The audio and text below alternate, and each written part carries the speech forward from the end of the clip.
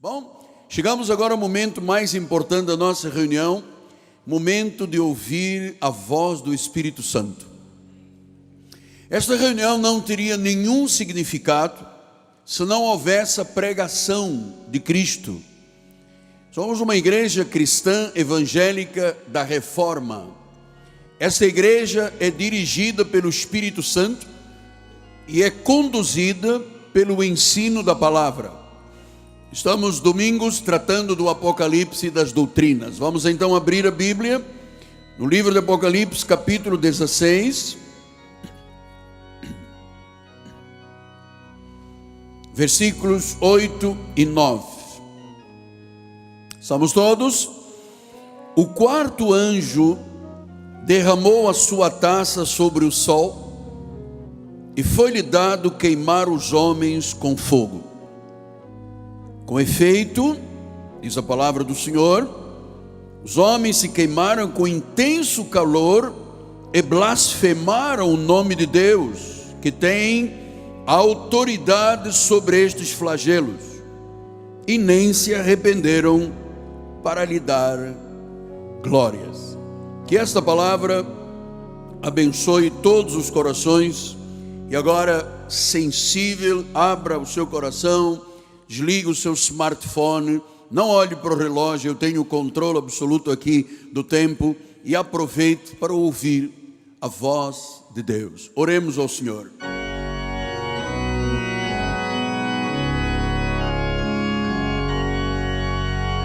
Senhor Jesus Cristo,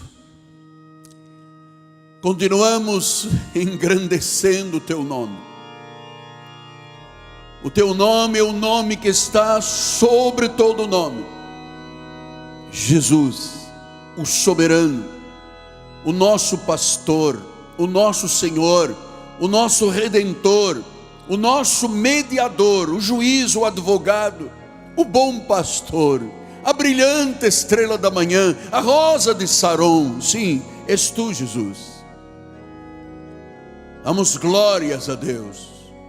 E agora, Pai, na Tua presença, abrimos, rasgamos o coração, para que a palavra seja semeada em terra boa, terra fértil, e então produza frutos para a glória do Senhor.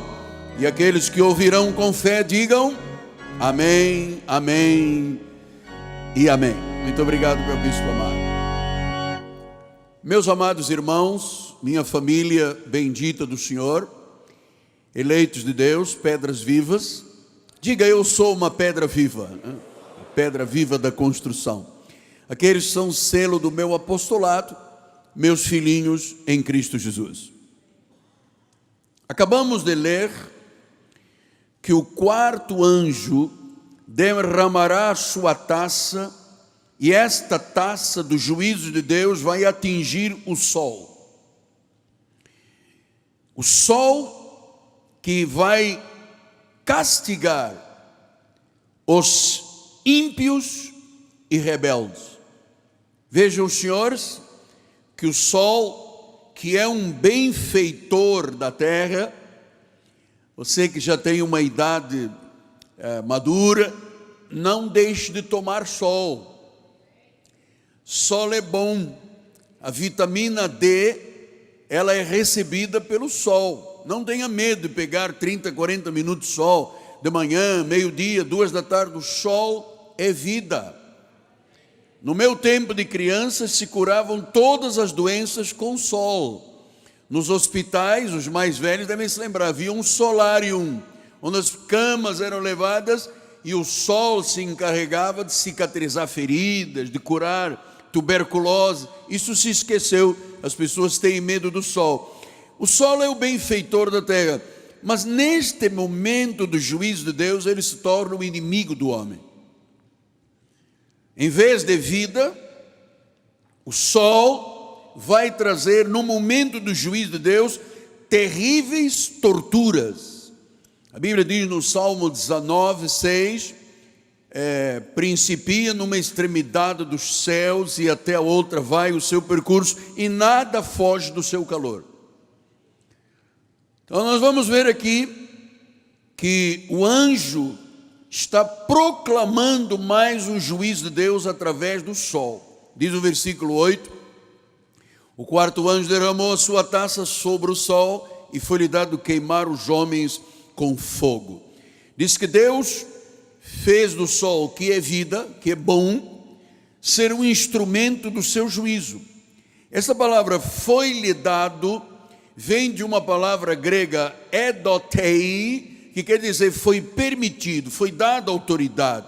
E a Bíblia diz para queimar. Queimar também vem de uma palavra original grega, kaumatizai, quer dizer queimar de forma dramática. Vai ser um terrível acontecimento.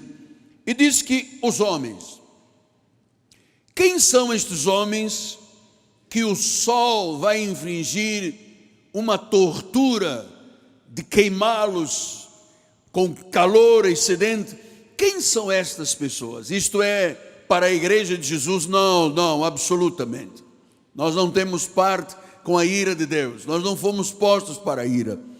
Ele diz no livro do Apocalipse 14, 9: seguiu-se a estes outro anjo, o terceiro, dizendo em grande voz: se alguém adora a besta, então as penalidades de Deus são para os adoradores da besta e da sua imagem.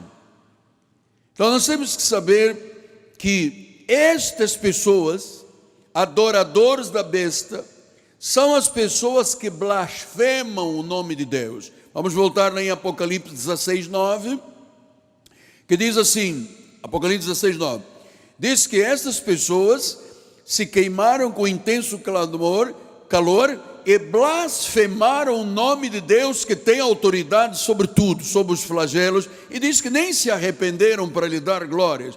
Então diz que blasfemaram. Meus amados, como nós estamos estudando versículo por versículo e interpretando, nós estamos fazendo a hermenêutica, a interpretação da Bíblia, e paralelamente eu faço a explicação, a exegese. Então, hermenêutica é fundamental para você poder interpretar cada sinal, cada palavra da Bíblia Sagrada. Ele diz que foram queimados os que blasfemaram o nome de Deus, não se arrependeram, não deram glórias a Deus. Então os senhores já sabem que existem nesta terra duas sementes: a semente da salvação e a semente da perdição. Os filhos de Deus e os filhos do diabo. Aqueles que são ovelhinhas do Senhor, ovelhas de Deus, e aqueles que são cabritos. Aqueles que são joio da perdição e trigo da salvação. Então, diz que essas pessoas não se arrependeram. Vamos conversar um pouquinho sobre esta questão de arrependimento. Porque o arrependimento, na realidade, para nós que vivemos o novo pacto, se chama reconciliação. Mas o que é o arrependimento? Você sabe que todo ser humano, antes de confessar Jesus como Senhor e Salvador, tem uma deformação espiritual. Uma deformação espiritual, chama-se pecado. Então, quando a pessoa se arrepende, ela tem a cura da sua deformação espiritual. Tem uma mudança na sua mente. Tem uma mudança na sua alma. Tem um novo nascimento. Pastor, e quem faz esta obra para que eu e você pudéssemos estar aqui reconciliados com Deus, arrependidos do passado? Quem faz essa obra? Isto é força mental do pastor da igreja? Absoluto. Eu sou pó. Quem cura, quem faz a mudança, quem regenera, quem converte, é o Espírito Santo de Deus. Isto é maravilhoso. Eu me recordo, eu era um católico apostólico romano. Eu nasci na tradição portuguesa, em África, e era comum, todo mundo nascia em lar católico e continuava católico até a morte. Eu não tinha ideia de quem era Jesus. Eu sabia quem era São Judas Tadeu, Nossa Senhora de Fátima, Maria, a igreja romana, mas eu não sabia quem era Jesus. Então eu estava como todos estivemos um dia, mortos em pecados e delitos. Agora, por favor, senhores, olhem a obra que somente o Espírito Santo faz. Mais ninguém pode fazer isso. Está registrado no livro de Tito, capítulo 3, versículo 5. Ele diz assim: não são praticadas por nós, ou seja, ninguém é salvo por obras, mas segundo a sua misericórdia, graças a Deus que Deus teve misericórdia de nós. E a Bíblia diz: Ele nos salvou mediante, agora vejam isso, porque isso é espetacular, isto é uma bênção de Deus, hein? Abra aí a sua mente e o seu coração. Ele nos salvou mediante, foi Ele, diga foi Ele, não é o livre-arbítrio, foi Ele, diga outra vez, vamos, foi Ele. Ele nos salvou mediante o lavar regenerador e renovador do Espírito Santo. Portanto, ele não diz, ele nos salvou lavando-nos no batistério da igreja. A água que lava e regenera pelo Espírito Santo é a palavra. Isso é poderoso. Você sabe que a palavra é como um martelo, ela esmiuça a pedra até que a pessoa se renda. A palavra tem a capacidade de tirar a cera espiritual dos ouvidos, a coceira, que Paulo fala em Timóteo. Então, diz que é o lavar regenerador do Espírito Santo. E quando isto acontece, diz o versículo 6, que Ele derramou sobre nós ricamente por meio de Jesus Cristo, nosso Salvador. Então, o momento mais importante da vida de um homem, de uma mulher, de uma família, de um cidadão do reino, é o momento em que ele ouve a palavra. Diz que a fé vem pelo ouvir a palavra. Então, o nosso coração é terra fértil, o nosso ouvido tem um tímpano de ovelha, porque só ouve quem é ovelha, o lobo não ouve. Então, quando a palavra vem, ela entra pelo ouvido e vem ao coração e sai pela boca. Esta obra de arrependimento, e devo lhe dizer que arrependimento não existe em 3, 4. A ideia de que eu me arrependi no domingo, e diz a lei, eu aceitei Jesus, porque a Bíblia não fala em aceitar, fala em confessar ou receber, mas não usa a palavra aceitar. Então, eu no domingo aceitei, segunda-feira eu briguei com a sogra, eu perdi a salvação, quarta eu volto à igreja e me arrependo, quinta eu brigo com o vizinho, perdi a salvação, e domingo eu me arrependo outra vez. Senhoras e senhores, isso não existe. Só existe um arrependimento, uma vez e para sempre. Agora veja como o arrependimento na graça se chama reconciliação. E ele diz isso em 2 Coríntios 5,18. Ora, tudo provém de Deus, diga graças a Deus. O homem não tem nada se do céu não lhe for dado. Que nos, veja a soberania de Deus, aqui não tem livre-arbítrio, não é o pastor da igreja, não é o papa, não é o arcebispo. Ele diz que ele nos reconciliou consigo mesmo, por meio de Cristo, e nos deu o ministério da reconciliação. Versículo número 19 disse, a saber que Deus estava em Cristo, reconciliando consigo o mundo. Agora, grave isto por favor, porque isso é doutrina. Não imputando aos homens as suas transgressões. Então, quando você ouvir um pregador dizer, igreja pecadora, saia desse lugar. Ninguém tem o direito de chamar uma pessoa que foi lavada no sangue de Cristo, que o próprio Espírito Santo renovou, regenerou, salvou, reconciliou, e depois chamar de pecador. Você não é um pecador, você foi pecador, mas Deus te reconciliou com Ele mesmo. E Ele diz, não impute transgressões aos homens. Então às vezes as pessoas, os líderes que se encontram aí na reunião me perguntam, mas você não ataca o povo na questão do pecado? Amado, o pecado foi atacado na cruz do Calvário. Ali houve um ponto final. Bíblia diz, tudo foi consumado. Ali eu fui perdoado, fui regenerado, e o que Deus fez na cruz, por Jesus Cristo, se materializou na minha vida no dia em que eu disse, Senhor, Tu és o meu Senhor. Então, essa graça maravilhosa da obra de Cristo entrou em minha vida, regenerou, salvou, reconciliou. Agora, interessante, a Bíblia não manda imputar pecados, o que as igrejas mais fazem é imputar pecados. Bom, eu vou lhe dizer mais, a maioria dos crentes que não conhecem esta verdade, se acham o quê? Pecadores. Eu vou mais profundo, o que é uma missa? Uma missa é uma lembrança da morte, e as pessoas, e eu fiz isso desde criança, eu dizia, minha culpa, minha máxima culpa, minha culpa, minha máxima culpa. Senhores, que culpa nós tínhamos, ou tivemos? A Bíblia diz que nossos pais nos geraram em pecado, nascemos em pecado, mas nascemos ovelhas, e no dia em que estas verdades chegam à nossa vida pela palavra da fé, nós somos reconciliados com o Senhor, e o Senhor diz, nunca mais deixe que alguém impute pecados na sua vida. Não pode imputar pecados. A igreja não tem chamado para imputar pecados. A igreja tem chamado, e a nós nos foi, diz a Bíblia, confiada a palavra de reconciliação, e diz o versículo 20, de sorte que somos embaixadores em nome de Jesus. Olhe o irmão do lado e diga, embaixador, se for uma senhora, diga embaixatriz, não? Nós somos embaixadores do reino.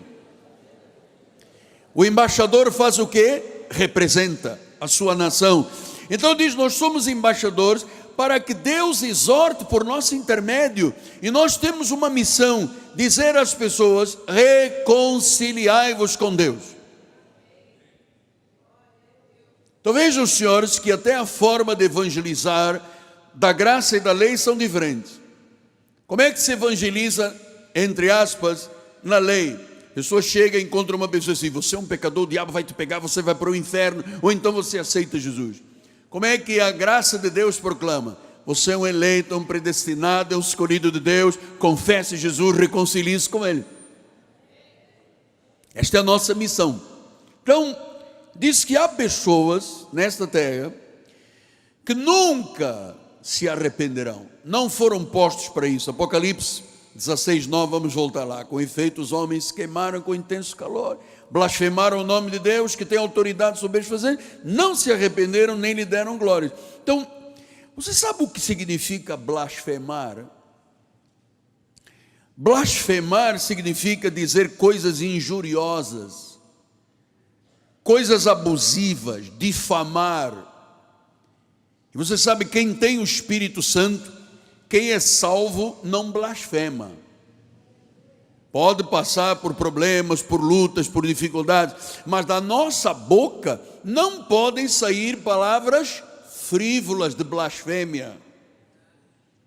Paulo disse isso em 2 Tessalonicenses 2:11, é por este motivo que Deus lhes manda a operação do erro, para darem crédito à mentira. Então, aqueles que dão crédito à mentira são aqueles que blasfemam. E você sabe, blasfemam contra a igreja, blasfemam contra o pastor, blasfemam contra o dízimo, blasfemam contra os hinos, blasfemam contra a pregação. Bem, quem é do diabo vai usar a sua língua para blasfemar. Agora, como nós reconhecemos o que Paulo disse, e reconhecemos o que João, o homem de Pátmos, diz que Jesus é quem tem toda a autoridade. Vamos voltar lá ao 16:9, bispo. Diz que não se arrependeram, porque Ele tem a autoridade. Meus amados, vou lhes dizer uma coisa de pai para filho: não lute contra Deus. Não lute. Não permita blasfêmia nos seus lábios, porque isto debilita a vida. O blasfemo é aquele que diz coisas injuriosas. Nós somos um povo que diz, Deus é soberano, está na Bíblia, eu creio. Você sabe, é muito diferente, porque nós somos o povo que dá glórias a Deus. Diz que o ímpio, que virá esse castigo com o sol que os queimará, diz que não deram glórias a Deus, não se arrependeram. Então, nós somos o povo, quando eu digo nós, todos os salvos à volta do mundo, que entende essa questão de dar glórias a Deus. Paulo disse em 1 Coríntios 1, 29, a fim de que ninguém se vanglorie na presença de Deus. Então o Senhor está dizendo por Paulo, não há glória humana na obra do Senhor, a glória pertence a Jesus Cristo. Fui curado, foi Jesus. Venci uma batalha, foi Jesus. Consegui alcançar um sonho, foi Jesus. Amado, habitue-se a dar glórias a Deus por tudo na sua vida. Diga glória a Deus. Diga glória a Deus. Again, diga glória a Deus. Então diz que ninguém se glorie, versículos 30 e 31, mas vós sois dele, diga eu sou de Jesus, em Cristo Jesus, e ele se nos tornou, olha naquela palavra lá, regeneração, ele se nos tornou, da parte de Deus, o que? Sabedoria, tu és um homem sábio, tu és uma mulher sábia, justiça, tu és justo, foste justificado pelo sacrifício de Jesus, santificado, tu tens a estrutura para ir viver a vida eterna que foi Deus que te concedeu, e és um redimido, ele é o nosso redentor. E a Bíblia diz no versículo 31, ora para que, como está escrito, aquele que se gloria, então glorie-se no Senhor. Então vamos dar mais uma vez glórias a Deus, né? Uma salva de palmas ao Senhor. Amado pastor e bispo da igreja, anjo da minha vida, quem são realmente as pessoas que serão salvas e os que não serão salvos? Vamos agora entrar na segunda parte deste debate, porque eu estou pregando e você faz a repercussão no seu coração e na sua mente. No livro de Atos dos Apóstolos 13, 48, Lucas, o médico Lucas foi quem escreveu o livro de Atos e diz assim, os gentios, quem são os gentios? Gentios são aquelas pessoas que não têm sangue de Israel, não são israelitas, não são judeus. Diz que os gentios, ouvindo isto, ouvindo a palavra, regozijavam-se e glorificavam a palavra do Senhor. Agora ouça, isto é maravilhoso. E creram quem? Todos os que haviam sido destinados para a vida eterna. Pastor, todos os que haviam sido destinados, e os que não haviam sido destinados, não creram. Pastor, mas como é que nós sabemos? Ninguém tem uma placa aqui na cabeça dizendo, olha, essa ovelha vai confessar Jesus. É a reação perante a palavra. Quando você vira uma pessoa refutar a palavra, atenção, pode ter dúvida, mas grande parte é porque não é destinado para a vida eterna, que se chama predestinação. Então diz que creram todos os que haviam sido destinados. Tinha um grupo, vamos imaginar um grupo de 1000 pessoas, e 500 creram e glorificavam, exaltaram, ficaram num regozijo, e tinha lá uma turma dizendo, isto não é assim, não pode ser, é o diabo, já vem falar de dízimo. Estes não são para a salvação. Você sabe uma coisa, eu tenho mais de 42 anos de obra de Deus, eu nunca contestei o dízimo na igreja, nunca. Como eu nunca contestei a salvação, como eu nunca contestei o perdão, como eu nunca tive coragem de contestar a palavra que a Bíblia chama de sagrada. Bíblia sagrada. E vem o homem discutir com Deus. Então diz que creram os que haviam sido destinados.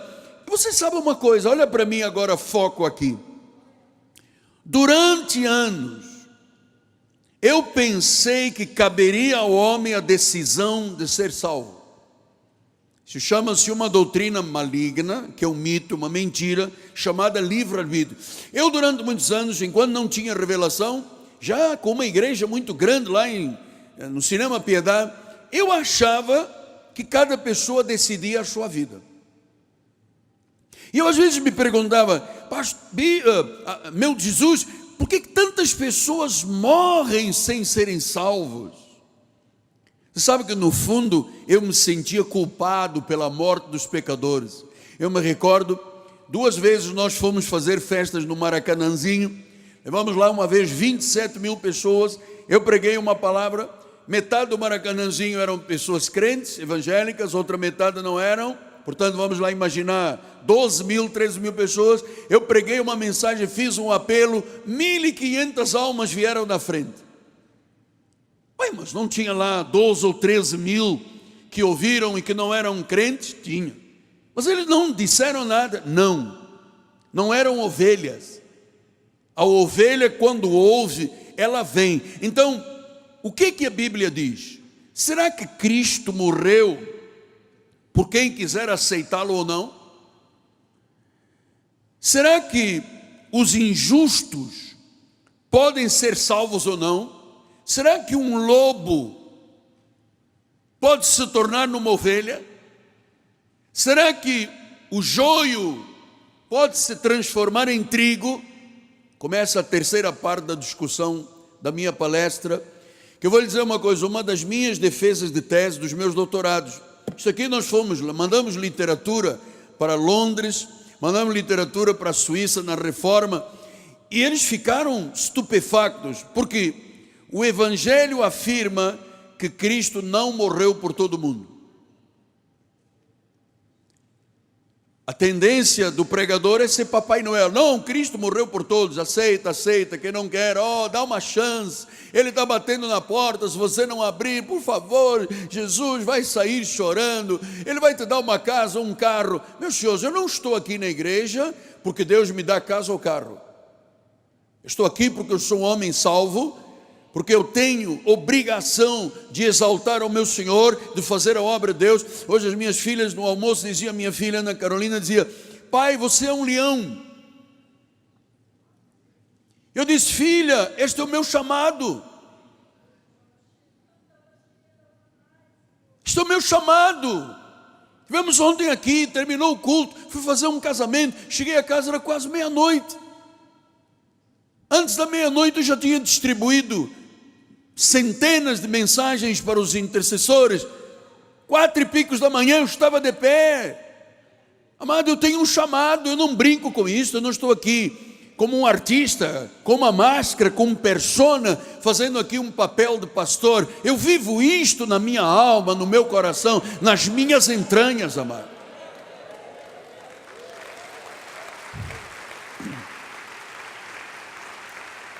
A Ele a glória, a honra, o louvor, a soberania, o império, a força e a majestade. Então, terceira parte da discussão. O Evangelho afirma que Cristo não morreu por todo mundo. Romanos, aliás, se Ele tivesse morrido por todo mundo seria salvo, não precisaria de igreja. Não é verdade, bispo? Não precisaríamos de igreja. Isso é lógico. Se você quer usar um pouco de lógica, é lógico. Se Ele salvasse todo mundo, para que igreja? Para que pregador? Então em Romanos 5,15 diz, todavia não é assim o dom gratuito como a ofensa, porque se pela ofensa de um só morreram muitos, guarda estas palavras, muitos, muito mais a graça de Deus e pelo dom pela graça de um só homem, Jesus Cristo, foram abundando sobre muitos. Você está vendo, não é todos. O Senhor está falando sobre muitos. Quem são estes muitos? Aqueles que são predestinados em amor, que em algum momento da sua vida, amado, o indivíduo pode estar no pó, no monturo, no fundo do poço, na aflição, na droga, no alcoolismo. Se ele é ovelha, amado, entra para estes muitos aqui. Depois diz o versículo 18, pois assim como por uma só ofensa veio juízo sobre todos os homens, o juízo é sobre todos, para condenação, assim também, por um só ato de justiça, veio a graça de Deus sobre todos os homens para justificação. Pastor, peraí, agora o senhor está dando um nó na minha cabeça. Até agora o senhor falou muito. Desculpe, não fui eu que falei, foi a Bíblia, tá bem? Vamos entrar em acordo. E agora está dizendo todos. Afinal, é todos ou muitos? Quem são os muitos, quem são os todos? Os muitos e os todos, e os todos e os muitos são aqueles que Ele predestinou em amor. Versículo 19, Porque como pela desobediência de um só homem, muitos, até agora eram muitos, depois passou a todos, e agora é muitos outra vez, se tornaram pecadores, assim também por meio da obediência de um só, muitos se tornarão justos. Então, o que nós temos que ter é sabedoria para interpretar a Bíblia, hermenêutica.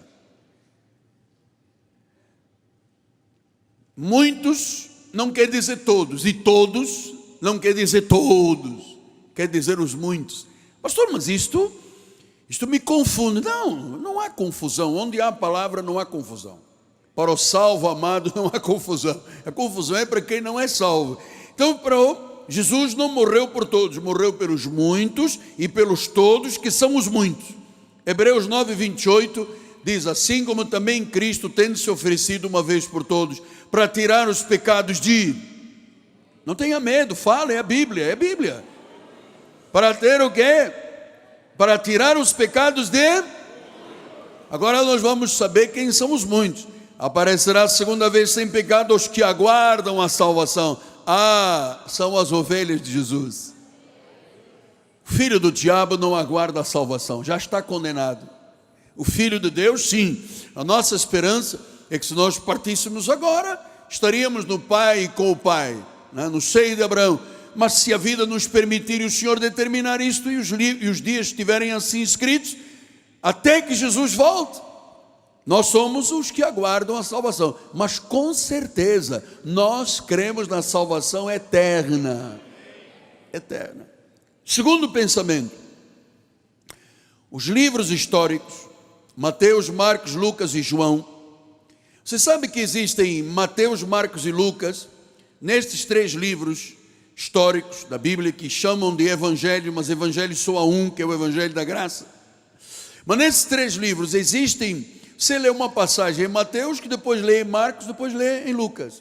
Por que existem 3 passagens nos mesmos livros? São chamados evangelhos sinóticos. Tem a mesma forma de ver, eram 3 escritores diferentes vendo a mesma passagem com Jesus. Então, nos livros históricos, mostram que Cristo não morreu por todos. Vamos ver isto em Mateus 20, 28. Tal como o Filho do Homem, que não veio para ser servido, mas para servir e dar a vida em resgate de muitos. Jesus não veio todos, veio pelos muitos. Quem são os muitos? As ovelhas. Quem são as ovelhas? Aqueles que ele predestinou. Marcos 14, 24.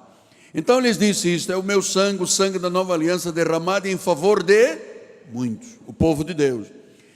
Mateus 26, 28. Porque isto é o meu sangue, o sangue da nova aliança, derramado em favor de muitos. Então nós estamos vendo que existe aqui um jogo de palavras entre o todos e os muitos. Mas você já está sabendo que os todos são todos aqueles que foram predestinados, e os muitos são as ovelhas de Jesus, a igreja do Senhor. Terceiro pensamento: o Velho Testamento confirma esta verdade. Diz no livro de Isaías 53, 11 e 12: ele verá o fruto do penoso trabalho da sua alma. Está falando de Jesus, a quem eu amo de todo o meu coração. E ele ficará satisfeito. O meu servo justo, com seu conhecimento, justificará a muitos, porque as iniquidades deles, dos muitos, ele levará sobre si. Versículo 12. Por isso, eu lhes darei muitos como sua parte, e com os poderosos repartirá ele o despojo. Porquanto derramou sua alma na morte, foi contado com os transgressores. Contudo, agora você vai ler comigo para você dizer: eu li com o meu apóstolo. Contudo, o que diz a palavra? Levou sobre si o pecado de muitos. E os outros chamam-se quê? Transgressores. O que Jesus fez? Intercedeu. Mas pelas ovelhas ele levou os pecados. Por isso é que nós não podemos imputar pecado. Não aceite que ninguém te chame de pecador. Os teus pecados já foram levados. Levou sobre si. A minha pergunta é assim: levou ou não levou? Levou. Então eu não sou pecador. Pastor, mas isso, irmão, se disser uma segunda vez, quando sair aqui da igreja, eu vou botar para quebrar, eu vou... Não, duvido que você bote para quebrar, porque quem vive na prática do pecado são os filhos do diabo, não os filhos de Deus. Diz a Bíblia em 1 de João. Quarto pensamento. Cristo se entregou somente pela igreja. Efésios 5, 25. Maridos, amai a vossa mulher, como também Cristo amou a igreja, e a si mesmo se entregou por quem? Pela igreja. Deus, o Senhor Jesus, não se entregou pelo centro espírita que está aqui ao lado. Nem por aquele trabalho de ocultismo que está ali na rua Pinto Tele. Não. Ele se entregou pela igreja. Pastor, quem é a igreja? Do original, eclésia. São os chamados, a quem ele chama. Amado, você está aqui porque Deus te chamou. Deus te chamou. Eu não poderia estar aqui se do céu não te fosse dado, amado. Ele se entregou pela igreja. Mateus 1, 21. Olha outra prova cabal. Sem temor de, pode estar errado. Aqui não se erra porque se mostra na Bíblia. Mateus 1, 21. Ela dará à luz um filho, e lhe porás o nome de Jesus, porque ele salvará todos os povos. Não. Pô, você está me desmentindo, gente? Eu sou o pastor da igreja. Ele salvará quem?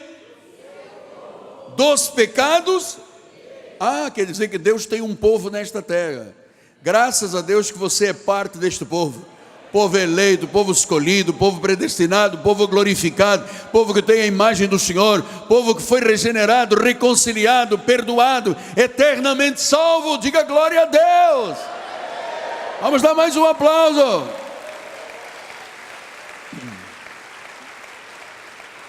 João 10, 11. Eu sou o bom pastor, e o bom pastor dá a vida por quem? Eu sei que você riu por causa do meu sotaque, mas vamos lá. Eu sou o bom pastor, e o bom pastor dá a vida pelos cabritos, pelos lobos, pelos blasfemos. Dá a vida por quem? Diga, eu sou ovelha. Jesus morreu por mim. Ele deu a vida por você. Ele te ama. Na cruz, quando ele ficou satisfeito, ele viu a minha vida e a tua vida. Dá glória a Deus se você pode. Dá glória a Deus se você pode, amado. Ele pensou em você, meu amado. O diabo perdeu com você, glória a Deus. Você tinha sido predestinado. Ele deu a vida pela igreja, pelo pecado do povo dele, pelas ovelhas do Senhor. Quinto pensamento, o tempo está esgotando. Uns foram predestinados para a salvação e outros destinados à perdição. Romanos 9, 22. Que diremos, pois, se Deus querendo mostrar a sua ira e dar a conhecer o seu poder, suportou com muita longanimidade. Deus teve ainda paciência, amado. Os vasos de ira, preparados para quem? Para a perdição. Preparados, vasos de ira. Agora vamos para a nossa parte, versículo 23. A fim de que também dá-se a conhecer a riqueza da sua glória em vasos de misericórdia, que para a glória ele preparou de antemão. Você é um vaso de misericórdia. Deus de antemão te preparou. Amado, você não tem 40, 50 ou 60 anos. Você foi criado desde antes da fundação do mundo. Deus usou o ventre da minha mãe, da sua mãe, para nos gerar, através de uma relação com os nossos pais. Fomos gerados, mas nós fomos gerados ovelhas. O teu espírito foi criado antes da fundação do mundo. Isso tem que te dar segurança. Você é um vaso de misericórdia, você não é um vaso de ira. Pastor, mas eu acredito que tudo o que o senhor disse até agora é uma injustiça. Deixa eu lhe explicar uma coisa. Romanos 9, 14, 15, 16 e 18 diz que não. Que diremos, pois? Há injustiça da parte de Deus? Diga, de modo nenhum. Vamos todos dizer, os irmãos lá atrás, diga, de modo nenhum. Versículo 15. Ele diz a Moisés, eu terei misericórdia de quem me aprover ter misericórdia, e compadecer-me-ei de quem me aprover ter compaixão. Assim, pois, não depende do livre-arbítrio, não depende de quem quer ou de quem corre, mas de usar Deus a sua misericórdia. Deus teve misericórdia de mim e você. Logo, Ele tem misericórdia de quem Ele quer e Ele endurece quem lhe apraz. Barbaridade. Isto é uma classe de segurança. Se Deus transformou meu coração, me inclinou o coração, Ele é soberano. E às vezes, vamos voltar lá ao Maracanãzinho, quando eu tinha lá 12 mil pessoas que não eram crentes, faço um apelo e vem 1.500, vamos imaginar, tudo bem, muita gente em confusão, tinha 6 mil, mas que 1.500 vieram, e os outros 6 mil não eram para a salvação,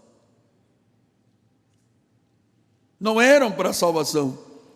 Então, diz que Ele endurece, pastor, mas então nós estamos tratando aqui de um Deus soberano, você agora acertou. Um Deus soberano. Não estou tratando aqui de uma imagem, de um boneco na cruz, de um mito, de um aion. Eu estou tratando aqui de um Deus real, verdadeiro. Amado, o Deus que te honra, o Deus que te abençoa, o Deus que te protege, o Deus que te livra, o Deus que te salva, o Deus que age em seu favor. E quando Ele age, ninguém pode impedir, amado. Diga glória a Deus com força, amado. Pastor, o senhor tem 10 minutos para que eu consolide esse seu pensamento, mas agora eu quero que o senhor me diga assim: onde fica na sua mensagem João 3,16? O senhor acabou de mostrar, muitos, todos, que Deus tem ovelhas, que Deus tem a igreja. E onde fica João 3,16? Vamos lá, estamos aqui para acertar os pontos. Deus amou o mundo de tal maneira que deu o seu Filho ingênuo para todo aquele que nele crê não pereça, mas tenha a vida eterna. Viu, apóstolo? É pelo mundo. Deixa eu lhe explicar. Existem 4 mundos na Bíblia Sagrada com a mesma palavra mundo. O primeiro é o mundo da salvação. Da palavra original grega é okumene. Depois vem o mundo dos perdidos, aion.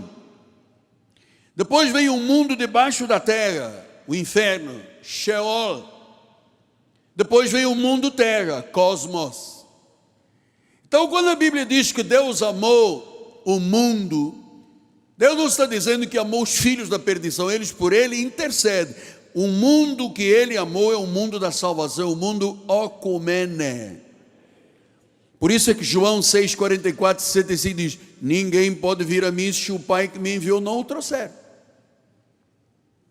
Quer dizer que não é o homem que decide, é Deus que decide. Versículo 65, por causa disso é que vos tenho dito: ninguém, os espanhóis dizem nadie, ninguém pode vir a mim se pelo Pai não lhe for concedido. Você entende que Deus, isto não é um acaso.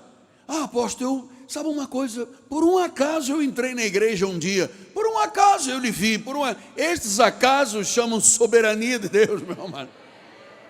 Não, então não é acaso, foi coincidência. Não há coincidência, existe Cristo no meio da acidência, Cristo, isso é que é verdade, não há coincidência. Deus tem tudo determinado friamente, Ele tem tudo escrito desde antes, até os dias, nenhum deles existia, já estavam escritos. Deus sabe quantos dias você vai ver na terra. Olha, eu vou lhe dizer mais, não cai um fio de cabelo da nossa cabeça sem Deus permitir.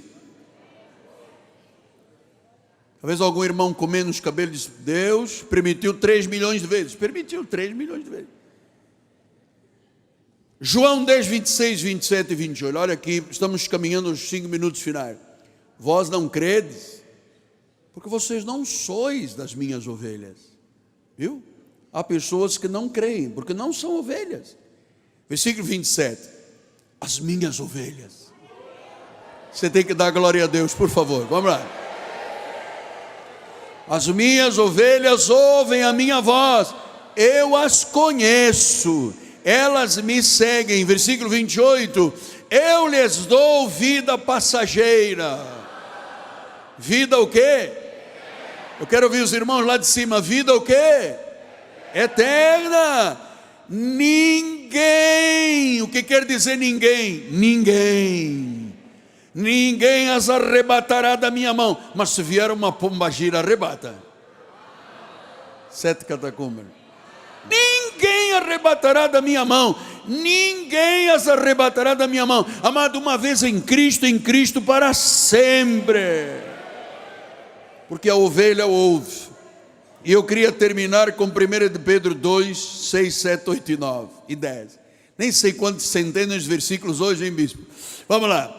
Por isso está nas Escrituras: eis que ponho em Sião, na igreja, uma pedra angular, eleita e preciosa. Quem nela crer, não será de modo algum envergonhado. Amado, ninguém pode te envergonhar mais nada na tua vida. De modo algum envergonhado. Versículo 7. Para vós outros, portanto, que credes, é para você. Esta pedra angular, pedra preciosa, é Jesus. Ela é uma preciosidade. Mas para os descrentes, então o senhor tem razão. O senhor tem razão. O senhor é um teólogo da reforma. O senhor entende o que os outros não entendem. Mas para os descrentes, a pedra que os construtores rejeitaram, essa veio a ser a principal pedra angular. Versículo 8. Pedra de tropeço e rocha de ofensa, são estes que tropeçam na palavra. Quer dizer que para os que creem é preciosidade. Diga: Jesus é precioso.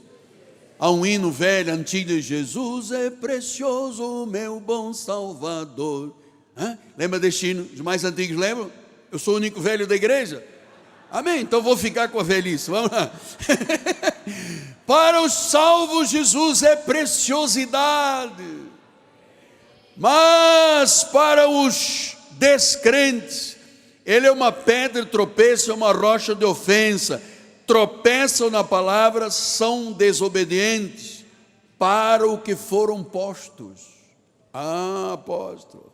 Mas nós, apóstolo, vamos lá, versículo 9. Vós, porém, sois raça eleita. Eu quero ouvir um glória a Deus forte aí, ó. Sacerdócio real, diga glória a Deus.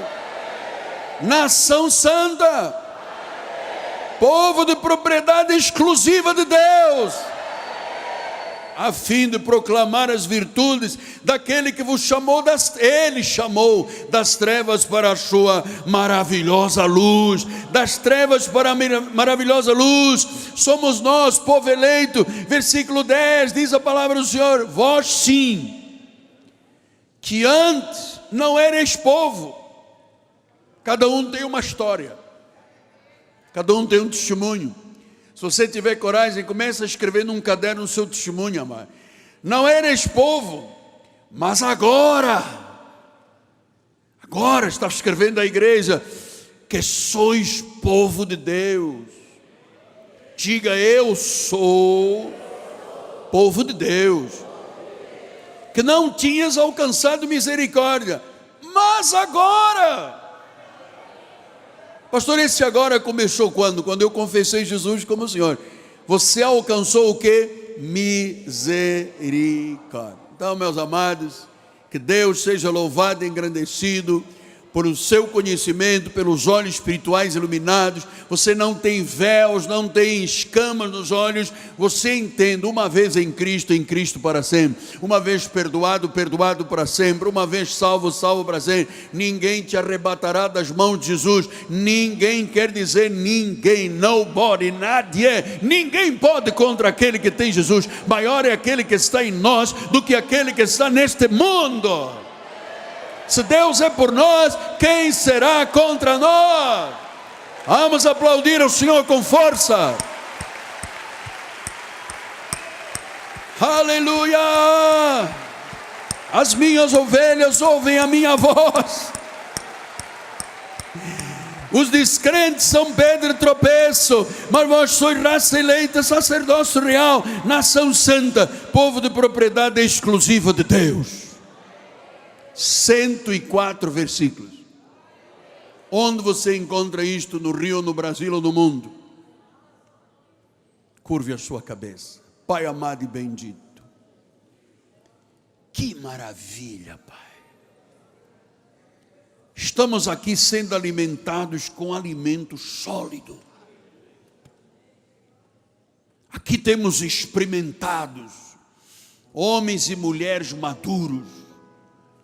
A palavra correu pela internet, pelo satélite. Deus está completando a obra na vida de muita gente. Talvez você tenha vivido, alguém que me ouve, cego espiritual, Deus tirou hoje as escamas.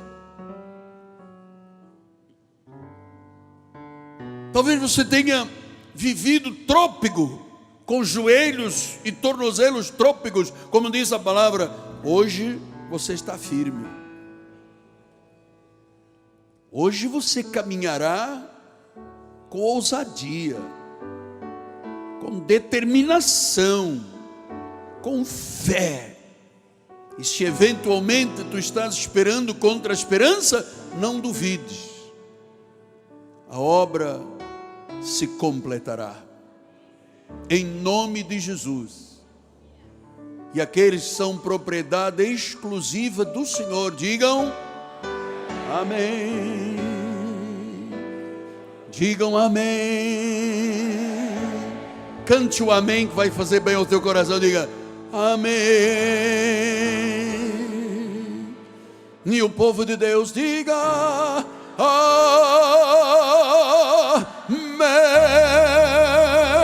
Vamos dizer uma vez mais, isto faz bem à alma. E o povo de Deus diga amém.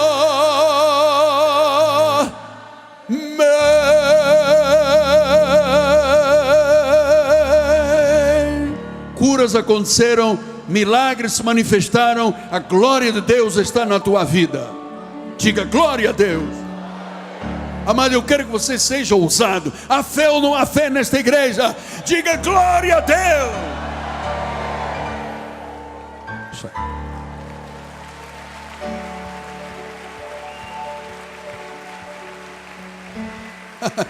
Vamos ficar de pé. Bispo Nacional vai dar a bênção final. Jesus é precioso. Nós temos esse hino aí, podíamos cantar depois. Bispo. Graças a Deus, estendam suas mãos para o altar. Deus eterno, vivo e verdadeiro, Deus de misericórdia e amor, obrigado, Senhor, por mais esta semente semeada nos nossos corações. Sairemos daqui, Senhor, felizes e em paz seremos guiados para vivermos uma semana em perfeita vitória. Que a tua graça, a paz, a misericórdia, o amor e as doces consolações do teu Espírito se manifestem hoje e eternamente, Senhor. Que os teus anjos nos guiem em perfeita vitória para chegarmos ao nosso lar de forma vitoriosa. Assim, com fé, nós oramos e profetizamos, e aqueles que foram reconciliados com Cristo, digam amém e amém. Graça e paz, povo eleito e predestinado de Deus.